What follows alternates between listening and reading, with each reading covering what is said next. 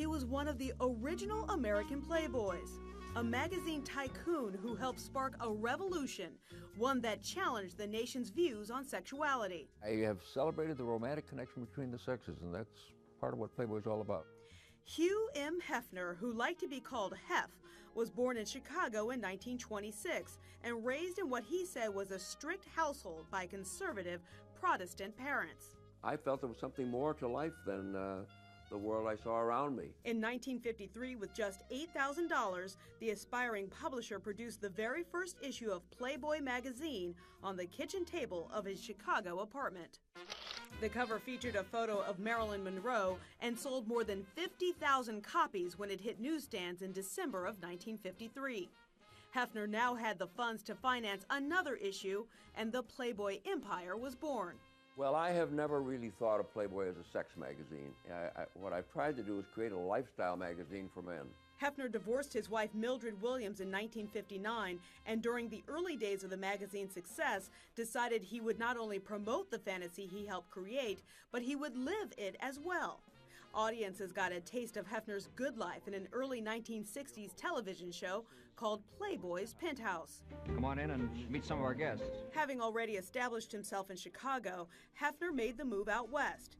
In the early 1970s, when Playboy magazine was selling 7 million copies a month, he made his permanent home at the now famous Playboy Mansion in Los Angeles. In 1989, Hefner uttered the two words many thought he'd never say again when he married Playmate of the Year, Kimberly Conrad. I do. The couple had 2 children, but separated in 1998. Hefner said he realized he was much happier as a bachelor.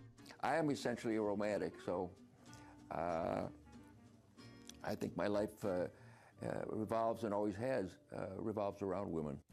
Hefner continued to live out the Playboy fantasy even in his later years, often seen in his trademark silk pajamas, surrounded by busty blonde lingerie-clad women while hosting extravagant parties with celebrity guests. He even returned to television in 2005, this time sharing the small screen with 3 live-in girlfriends in the reality show The Girls Next Door. In the late 2000s, he began an on-again, off-again relationship with Playmate Crystal Harris, 60 years his junior. They tied the knot on New Year's Eve in 2012. Hefner sold his beloved Playboy mansion for $100 million in 2016, on the condition that he be allowed to live there for the rest of his life. Playboy and provocateur, Hugh Hefner wanted to make the world a happier, sexier place. What's your definition of obscenity? Racism, war, bigotry, but sex itself, no. What a sad and cold world this would be if we weren't sexual beings. I mean, that's the heart of who we are.